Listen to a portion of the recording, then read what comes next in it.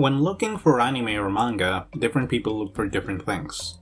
Some people go for shows recommended by friends or online reviews, others pick something randomly from a list, and another group just watch bad stuff on purpose, for different reasons. And that brings us to today's topic, watching stuff because a certain author did it.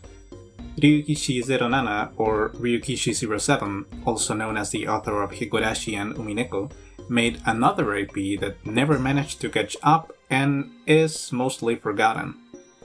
While our opinion on the author is favorable, and his works are well received by the community, to the point he's a writer in the upcoming Silent Hill game, we are here to talk about one of his most forgettable works. This is Ookami Kakushi. Ookami Kakushi, or Wolf Away in English, was originally a mystery and thriller visual novel released by Konami? On August 2009 for the PlayStation Portable. Information about the visual novel is very scarce, as the game was never released outside of Japan, so there will be some speculation and educated guesses based on our research regarding the novel. Now for the facts. The game was developed by Guysware, and the direction was in charge of Ryukishi07, and the art was made by Peach Pet, a duo mostly known for working on the Shugo Chara series. Only a few months later, an anime adaptation was released, starting in January, and lasting for 12 episodes. The anime was in charge of Studio AIC, who also worked on Seitokai Nishi-san and Echikochi. While the original creator is Ryukishi07, the anime adaptation was directed by a different person altogether, that being Yoshihiro Takamoto, who usually works as a storyboarder or episode director for a variety of shows. Ookami Kakushi follows the story of Hiroshi Kusumi, who recently moved with his family to the small town of Yoga. Here, he meets some new friends, such as Isuzu Sumuhana, who is clearly horny on main, and Kanami Asagiri, a composed girl who also moved recently to the town. There's also the mysterious Nemuro Kushinada, whose role in the story will be explained as the series progresses. While everything looks normal at first glance, people constantly move away, or students are transferred, which spikes Hiroshi's curiosity that will make him uncover the dark secrets of the town, where masked wanderers kill people under the red moon. On paper, the synopsis sounds very interesting for a mystery story, where a protagonist just found himself in a situation where death might be just around the corner, and must somehow escape from this ordeal with the aid of his friends to solve a mystery that might surpass his own capabilities. For others, the plot is awfully similar to Higurashi, but we'll tackle this issue later on in the video. Now let's talk about our initial impressions of the show.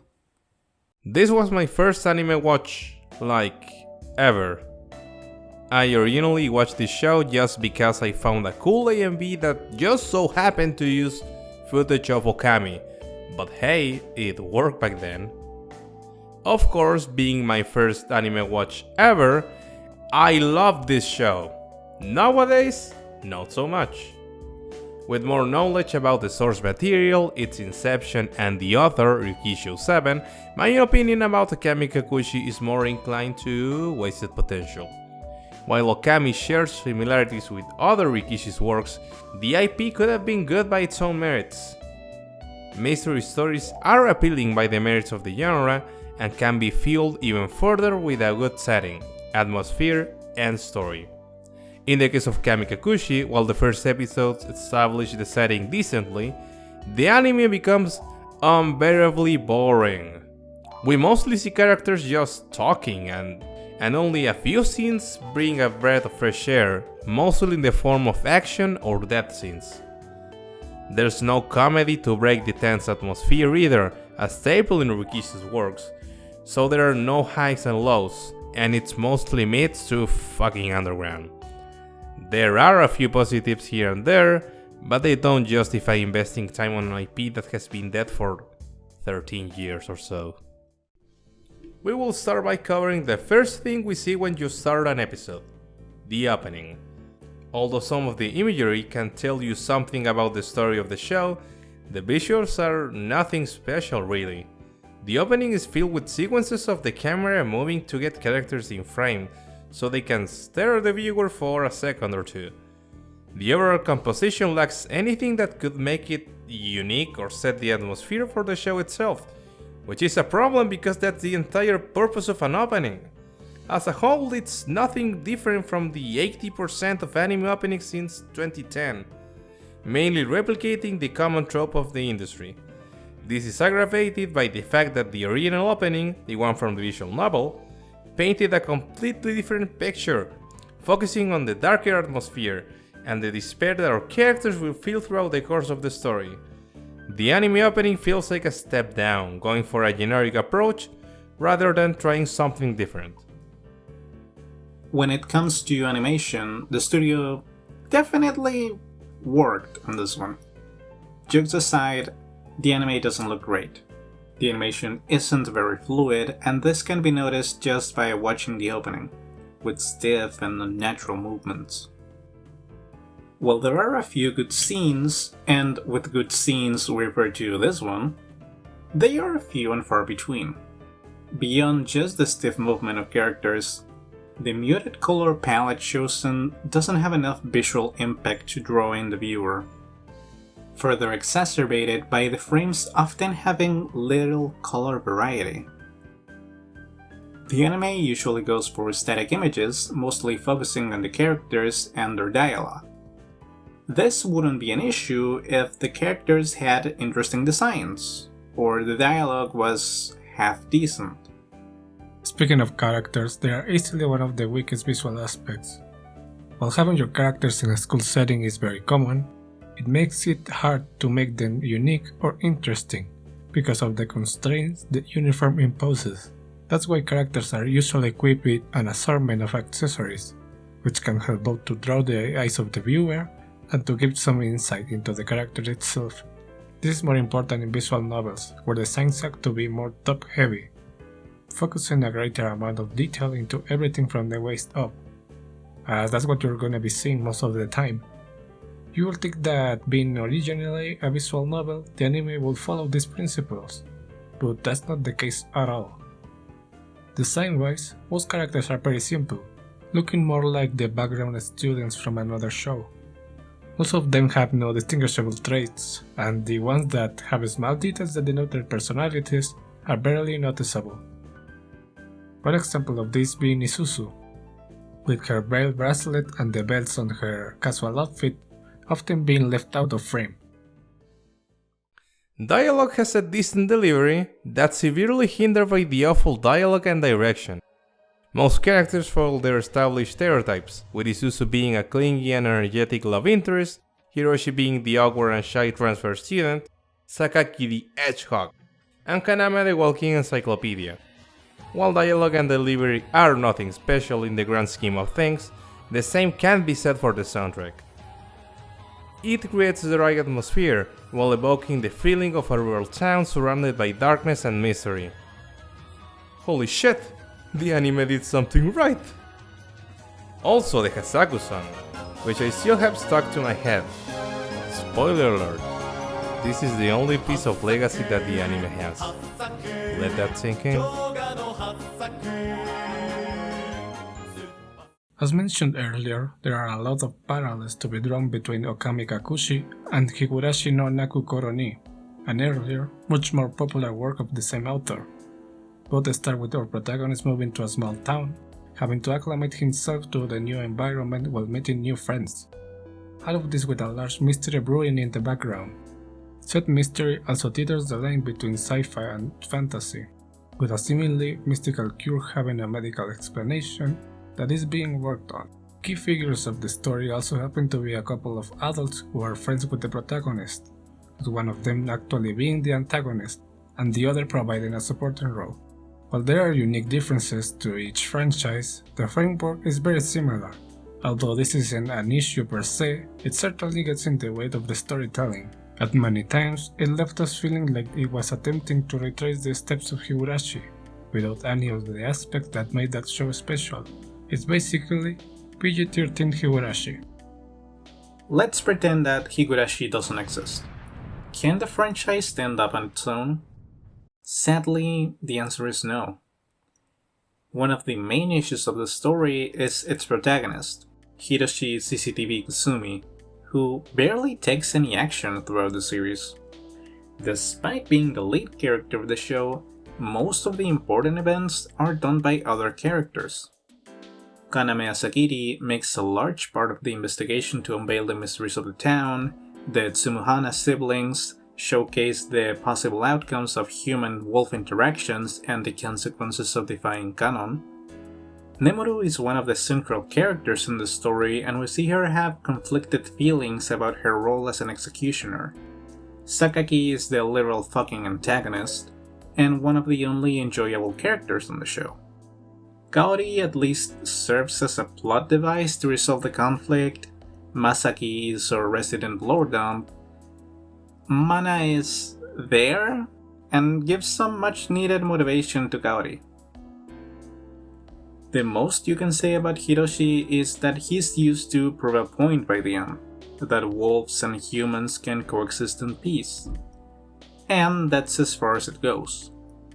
As a character, he's blander than a bowl of oatmeal, completely irresolute, and the only time he did something, it was in favor of the antagonist. He's not a protagonist worth following, and he's so inconsequential in the anime that the conflict could be resolved, and in fact is, without him. He's pretty much playing on spectator mode, and that's his role. Another issue will be the rhythm of the anime. Getting the pacing of a mystery show on point can be very tough. If you focus solely on building a dark atmosphere, it becomes a drag to watch. On the other hand, making it way too lighthearted will make it impossible to take the story seriously.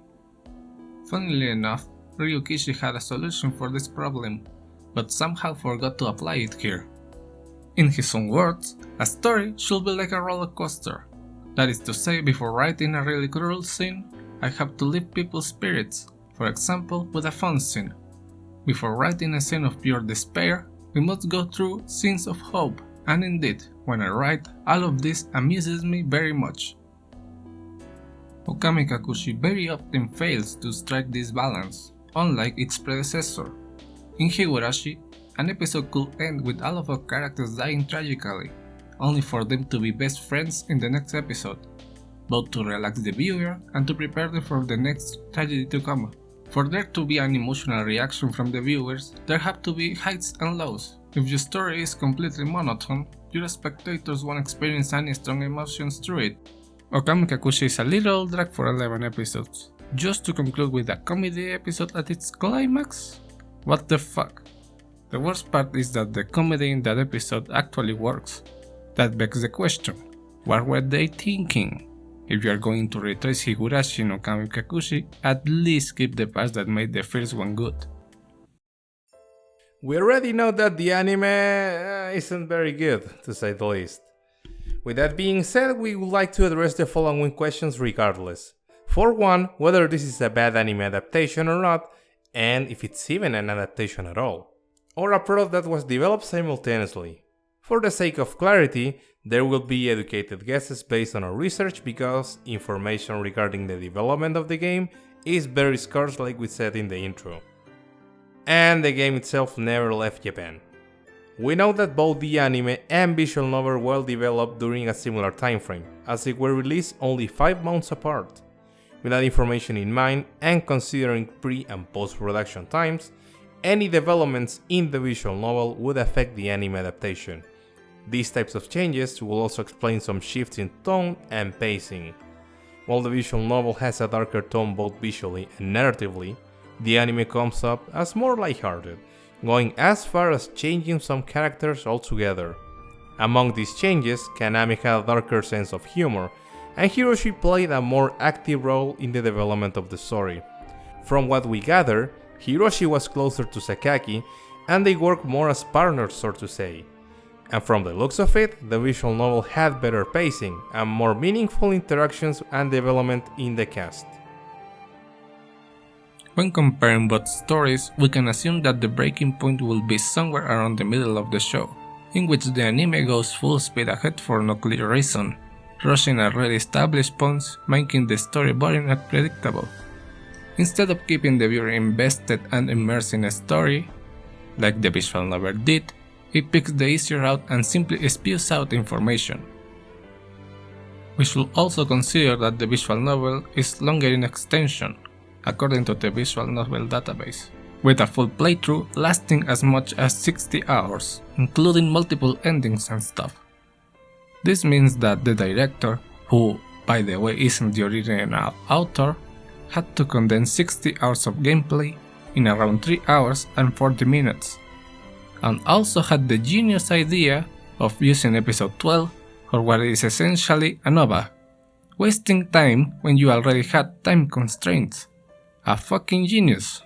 In summary, we can conclude that it's a bit of everything going wrong to reach the product we got. Problems in development, direction issues, and overall lack of vision for the final product. It's honestly very depressing that a story that could have been good by its own merits ended up being a Higurashi ripoff, made by the same author no less. It's even sadder that, from the looks of it, Ryukishi wasn't really involved in the production of the anime, being listed only as the original creator on most sites, meaning that he wasn't really at fault for the issues the anime had, but he didn't step in either to fix any of it. Apparently, nobody was giving two fucks about the production of the anime. While the first 2 or 3 episodes had an interesting concept, what remains is boring and rushed. And episode 12, which is a different beast altogether. Like a molting cicada, Higurashi left the shell devoid of the life it had. This is sadly one of the weakest offers from the author, at least anime-wise. If you watch Higurashi and were expecting something similar, we suggest you steer clear from this one.